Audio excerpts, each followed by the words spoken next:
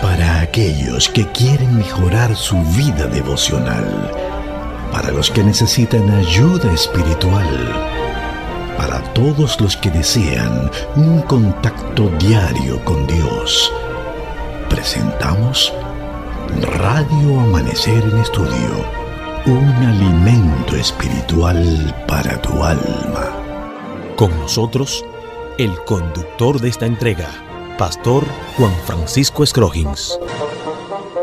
Amigos, una vez más con ustedes, nuestra entrega de Radio Amanecer en Estudio. Gracia suficiente es el tema que estaremos abordando en este día.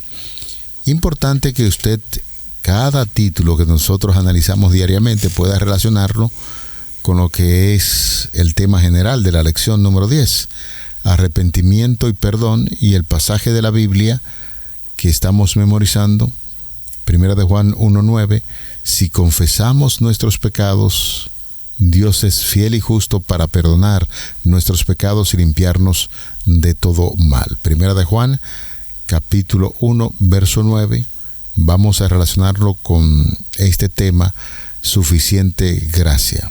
Traiga su Biblia, guía de estudio en mano, y con la participación del Espíritu Santo estaremos estudiando este poderoso tema, gracia suficiente. Aquí en cabina, nuestro saludo cordial y afectuoso como cada día a nuestro gran hermano y amigo, el doctor Cristian Veras, quien está con nosotros en los comentarios a estas lecciones. Bendiciones, pastor.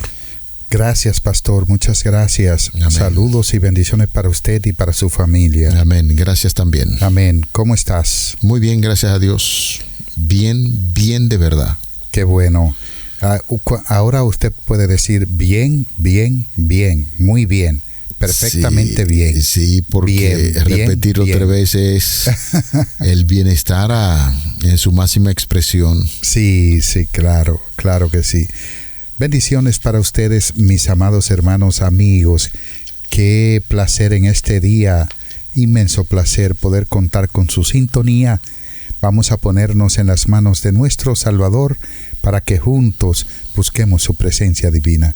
Querido Padre Celestial, oh bendito Salvador, glorificado seas por siempre por concedernos la oportunidad de estudiar tu palabra.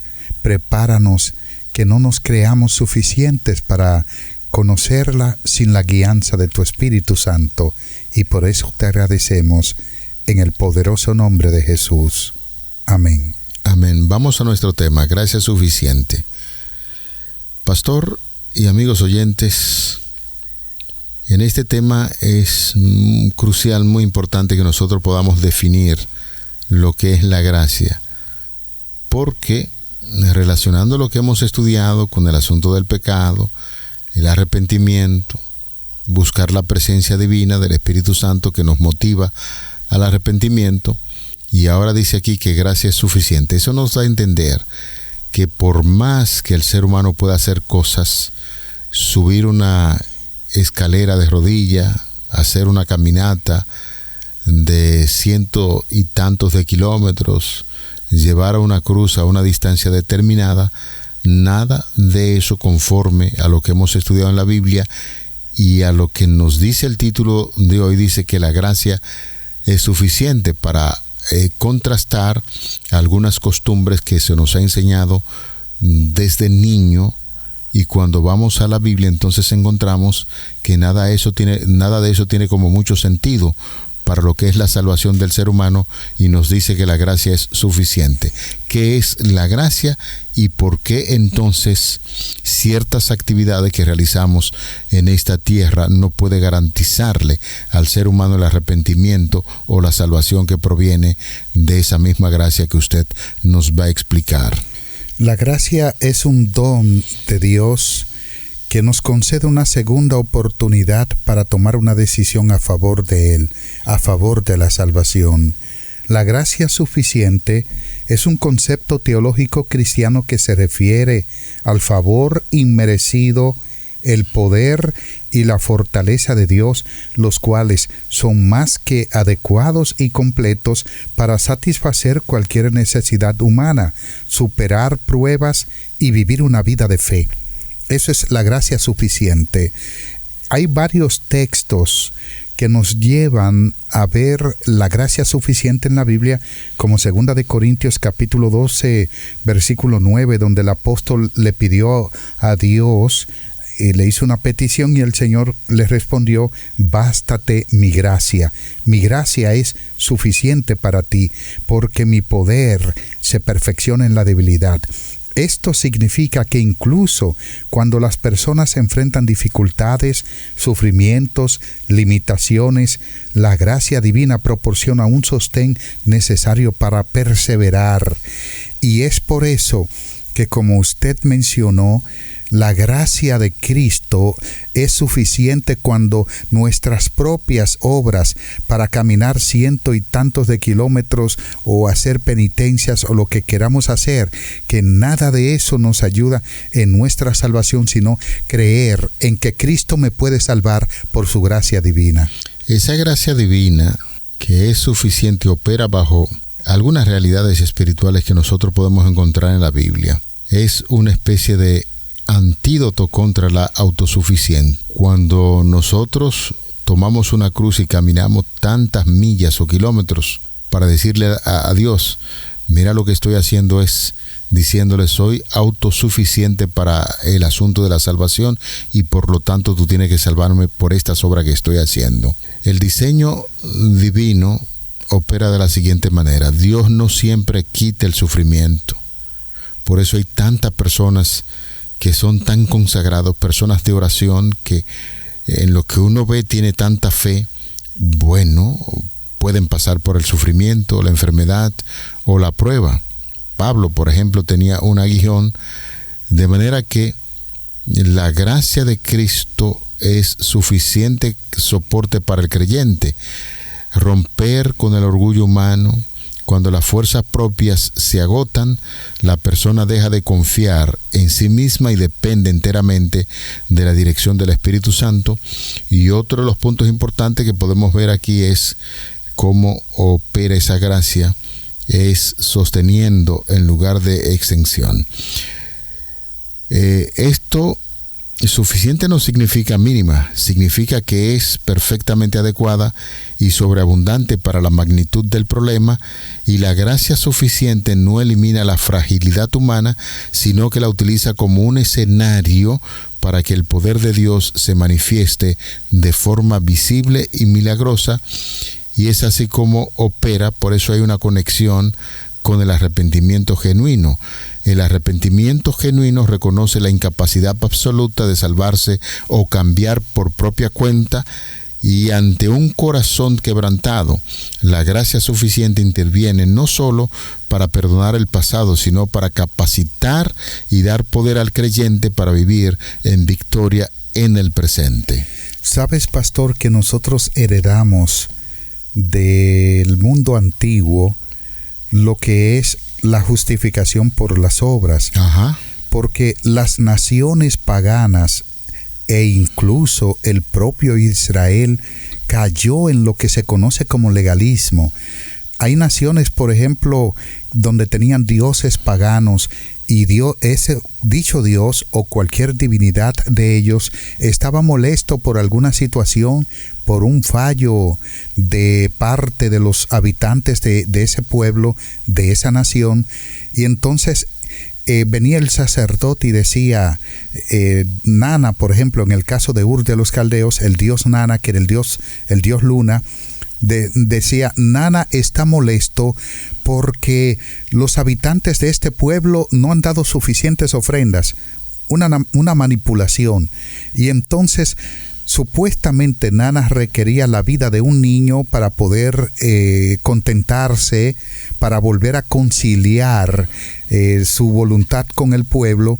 Y nosotros nos acostumbramos a esto. Esto ha trascendido generacionalmente, porque hoy en día nosotros simplemente decimos, si yo no hago esto, Dios no se va a agradar de mí. Yo le voy a llevar una ofrenda al Señor. No es que tú no le prometas una ofrenda, es que primero le ofrendas tu corazón.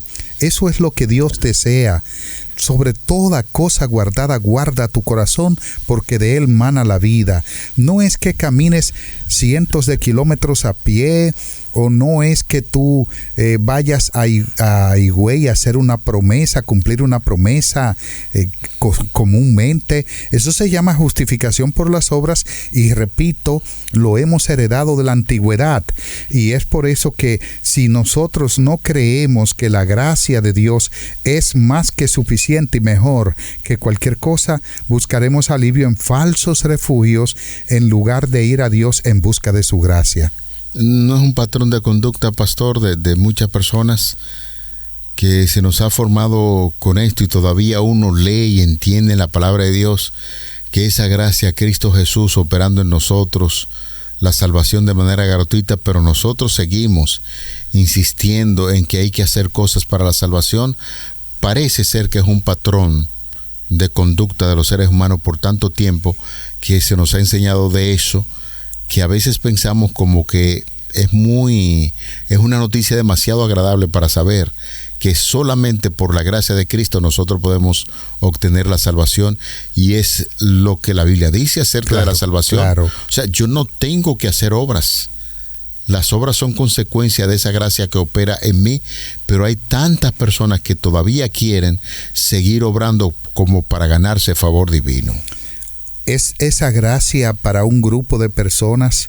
¿Es esa gracia para la iglesia adventista, para una denominación en particular? Eso es para todo el mundo. Es lo que conoce como John Wesley y Jacobo Arminio llamaron a esa gracia la gracia prevaleciente, que es un don universal de Dios para cada ser humano, independientemente de una respuesta de fe. Es decir, la gracia está latente y por supuesto a disposición de todos los seres humanos, independientemente de una respuesta de fe. Ahora, esa gracia es un don para todas las personas, y mientras que la gracia prevaleciente es un hecho alcanzado más que provisional, las personas pueden elegir resistirse a ese llamado de Dios, y es entonces lo que nos da la oportunidad del primer paso hacia Cristo, que se da gracias a la atracción del Espíritu Santo. Por eso, pastor, cuando un hombre responde a esa atracción, avanza hacia Cristo a fin de arrepentirse, y la justificación legal universal ha sido pronunciada de una forma que todo ser humano tenga derecho a ella. Tenemos derecho a la gracia de Cristo por la propia gracia de Cristo. Es decir, todos nosotros estamos bajo la gracia de Cristo, pero tenemos la oportunidad de rechazarla o de desecharla. No la rechacemos, porque por gracia sois salvos, y esto es un don de Dios. Los argumentos y los comentarios que hemos hecho va en torno al título de este día, Gracia Suficiente. La guía de estudio en su primer párrafo nos dice lo siguiente: cuando sentimos el peso de nuestro pecado y permitimos que el Espíritu Santo nos conduzca al pie de la cruz, debemos pedir el perdón de Dios, pues compasivo y clemente es el Señor, lento para enojarse y grande en amor. Cuando uno lee este pasaje de la Biblia, pastor y amigos oyentes, nos damos cuenta que tenemos una imagen a veces distorsionada del carácter de Dios, y se nos ha enseñado que de inmediato uno peca y se aparece el padre pegón para reprocharle, y hasta muchas personas pues quieren en este sentido definir el carácter de Dios de esa manera. Pero aquí el libro de los Salmos, el Salmo 103, verso 8 dice: misericordioso y clemente es Jehová, lento para la ira y grande en misericordia. Cuando yo escucho expresión como esto, lento para la ira, estoy pensando en un suero de miel de abeja. Usted se imagina un suero de miel de abeja. Y miel de abeja pura. Pura, que baja tan despacio. Ahora, aquí dice que Dios es lento para la ira y grande, inmensamente grande en su misericordia. De manera que este mismo versículo fue pronunciado por el mismo Dios cuando dice en Éxodo capítulo 34, verso 6, y pasando Jehová por delante de él, proclamó Jehová fuerte, misericordioso y piadoso, tardo para la ira y grande en misericordia y en verdad. Amigos, esto nos lleva a pensar, no importa en el lugar donde usted se encuentre, cuántos años se le echó como una sentencia a alguna acción que usted cometió. La tarea del diablo es decirle que usted no tiene oportunidad de arrepentimiento, que la gracia de Dios ya no es suficiente para usted por el gran pecado que cometió, pero no importa si hay un arrepentimiento genuino, verdadero, no importa la sentencia que esté pesando sobre ti, no importa el pecado que hayas cometido, cuando hay un arrepentimiento sincero, aquí se nos dice que la misericordia de Dios es grande, porque el Señor es lento para enojarse y grande en amor. En Éxodo capítulo 34 aparece otra declaración muy similar a la del Salmo 103, versículo 8. El salmista dice: misericordioso y clemente es Jehová, lento para la ira y grande en misericordia. Esto es tomado posiblemente de Éxodo capítulo 34, los versículos 1 al 10, donde Dios le dijo a Moisés que se alisara 2 tablas de piedra como las primeras, y luego dice: y escribiré sobre estas tablas las palabras que estaban en las primeras tablas que quebraste. Moisés subió al monte donde Dios estaba como la vez anterior, pero esta vez Moisés labró las tablas. Dios escribió las palabras. Siempre cuando se habló de los mandamientos, no fue Moisés quien los escribió, fue el propio dedo divino. Lo que pasa que la primera vez Dios le dio las tablas escritas a Moisés con los mandamientos. Sin embargo, la segunda vez Moisés alisó las tablas y Dios escribió con su dedo delante de él, con dedos de fuego, los mandamientos. Pero aquí aparece una de las autorrevelaciones divinas más poderosas de toda la Escritura. Y miren lo que dice el versículo 5. Y Jehová descendió en la nube, y estuvo allí con él, proclamando el nombre de Jehová. ¿Quién proclamaba el nombre de Jehová? Jehová mismo. Versículo 6, miren lo que dice: y pasando Jehová por delante de él, o sea de Moisés, proclamó: Jehová, Jehová, fuerte y misericordioso, piadoso, tardo para la ira y grande misericordia y verdad, que guarda misericordia a millares, que perdona la iniquidad, la rebelión y el pecado, y que de ningún modo tendrá por inocente al malvado, que visita la iniquidad de los padres sobre los hijos y sobre los hijos de los hijos hasta la 3ª y 4ª generación. Esta es una autorrevelación divina, porque el propio Moisés no estaba capacitado para entender la gracia de Dios, la gracia divina, y el mismo Señor fue quien tuvo que autoproclamar su gracia. Por eso, en una ocasión los judíos le dijeron a Cristo que su testimonio era falso porque él daba testimonio de sí mismo. Y Cristo dijo: si mi testimonio no fuera verdadero, yo no hablaría. Pero el Padre sabe que yo doy un testimonio verdadero, porque el único que puede dar un testimonio de sí mismo verdadero es Dios. Y aquí entonces por eso tenemos una autorrevelación poderosísima en el libro de Éxodo capítulo 34. Pastor, conforme me corrige si no escuché bien, cuando usted dice que el mismo Moisés no estaba ni siquiera capacitado para ver la misericordia y la gracia del Señor tan grande. Así es. ¿Será acaso también que nosotros pasamos por un proceso similar? Porque hay cientos y miles de personas que escuchan el Evangelio y como que no creen que ese mensaje es tan maravilloso. Parece que estamos infectados también con ese espíritu de incredulidad. Cuando la Biblia presenta un tema, nosotros queremos contrarrestar ese tema de la gracia con una posición muy personal. Yo pienso que el tratar un tema como esto es para uno sentarse a reflexionar profundamente, y lo estoy diciendo por mí, pastor. A veces uno comete algunos errores y se pasa mucho tiempo pensando en ese error, a veces negando la eficacia del Evangelio en tu vida.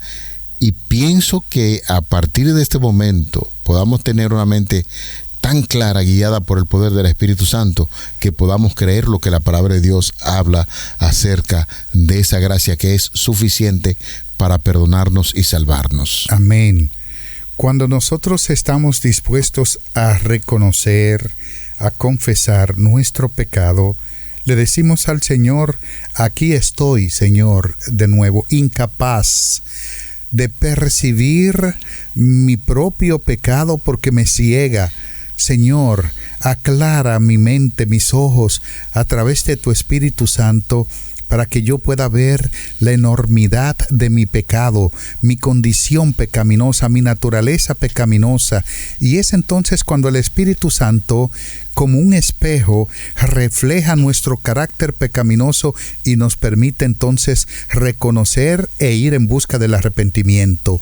Por eso es que el Espíritu Santo es un guía, es un ayo que nos conduce hacia Cristo, porque una vez que confesamos, nos damos cuenta de nuestro pecado, nuestra condición de pecaminosidad, el Espíritu Santo nos convence y decimos: ¿y ahora qué? ¿Qué hago? Necesito ayuda. Entonces el Espíritu Santo nos dice: y yo te puedo ayudar, te voy a llevar donde el que te puede salvar. De ahí es, pastor, que Hechos 4:12 dice que en ningún otro hay salvación, porque no hay otro nombre dado a los hombres en el cual podamos ser salvos, solo en Cristo Jesús. Es decir, el Espíritu Santo nos lleva donde el que murió por nosotros en la cruz, para que su gracia suficiente nos embargue y nos dé salvación. Hay muchas experiencias de personas que en una oportunidad estuvieron caminando pero tan de cerca con Cristo, y cayeron un día. Una persona santificada, guiada por el poder del Espíritu Santo, cayeron un día en un enorme pecado, y a partir de ese día la vida se le ha hecho difícil. Pastores le visitan, guías espirituales hablan con esa persona, se cierran y piensan como que la gracia de Cristo no le ha alcanzado. Si usted es una de esas personas que ora incluso y dice: el Señor no escucha mis oraciones, ya yo sé que soy un pecador demasiado agresivo para que Dios me escuche. Señores, qué bueno que uno pueda pasarse 25, 30 minutos hablando acerca de esa gracia suficiente que alcanzó al pueblo de Israel cuando estaba en plena idolatría, adorando un becerro de oro. Moisés bajó, y justo cuando Dios iba a destruir a este pueblo, que Moisés intercede por ellos en oración, el Señor lo perdona. Entonces, hay ejemplos bíblicos muchísimos que nos indican que ciertamente la gracia del Señor es suficiente para salvarnos. Está de parte nuestra que podamos creerlo y dar el paso en busca de aquel que puede perdonarnos, no importa cuán lejos hemos caminado. Repetimos una vez más, la Biblia, cuando hay un perdón, un arrepentimiento sincero, el perdón también es sincero, y el Señor empieza a mirarte como si nunca hubiese pecado. Y precisamente uno de esos versículos que usted menciona, pastor, es Zacarías capítulo 3, versículo 4. ¿Qué dice? Zacarías 3, 4 dice: y habló el ángel, y mandó a los que estaban delante de él, diciendo: quitadle esas vestiduras viles. Y a él le dijo: mira que he quitado de ti tu pecado, y te he hecho vestir de ropas de gala. Este solo versículo contiene un encerrado teológico, un contenido teológico impresionante. ¿Quién fue Zacarías? Un profeta que habló en tiempo del regreso de los exiliados de Babilonia. El sumo sacerdote Josué, que aparece en ese relato, también el Zorobabel, que fue el primer gobernador de los que regresaron del exilio, estaban por construir el templo. El pueblo estaba con con muchas necesidades de Dios, de fe, habían sido curados de la idolatría, sin embargo, estaban con la autosuficiencia. Tenían la autosuficiencia. En una ocasión usted y yo, pastor, estuvimos hablando de que el pecado de idolatría con el cual Dios permitió el cautiverio, el pecado fue la idolatría. La idolatría. Uh-huh. Pero que el cautiverio curó a Israel de la idolatría. El problema de Israel después del cautiverio no fue la idolatría. Usted no va a encontrar ningún otro momento que Israel entró en idolatría, pero sí fue la autosuficiencia. Orgullo. El orgullo. Ahora ellos creían que yo no adoro ídolos, imágenes, yo guardo el sábado, yo doy diezmos y ofrendas, yo voy a la iglesia, ya yo estoy bien. Y eso es uno de los pasajes que nos está hablando de la gracia. Dice, quitadle. Imperativo, pastor, esas vestiduras. ¿Qué representa el quitar la vestidura en la Biblia? Justificación. Significa ser perdonado. Y luego le dijo, mira que he quitado de ti tu pecado. Noten, perdonarlo.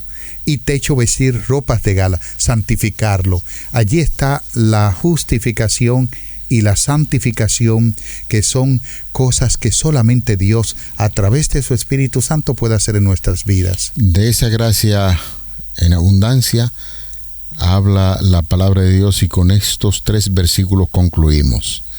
Porque la paga del pecado es la muerte, pero el don gratuito de Dios es la vida eterna en Cristo Jesús, Señor nuestro. Romanos 6:23.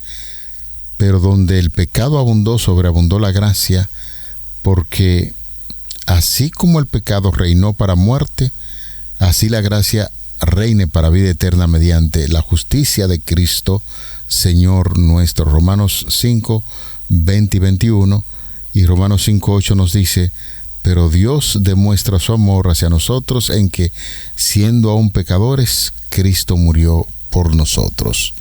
Amigos, qué linda receta para hablar de esa gracia abundante de Cristo nos ha ofrecido el apóstol Pablo en su carta a los creyentes de Roma.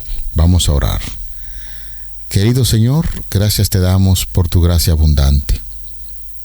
Esa gracia que nos ayuda a vivir cuando hay un arrepentimiento sincero, como que nunca hemos pecado. Por eso valoramos y agradecemos por este mensaje de hoy en las Escrituras, que nos ayuda a creer que ya por su gracia hemos sido perdonados, y ayúdanos a vivir siempre amparados en esa gracia. Favor que pedimos en el nombre de Jesús. Amén. Para aquellos que quieren mejorar su vida devocional, para los que necesitan ayuda espiritual, para todos los que desean un contacto diario con Dios, hemos presentado Radio Amanecer en Estudio, un alimento espiritual para tu alma.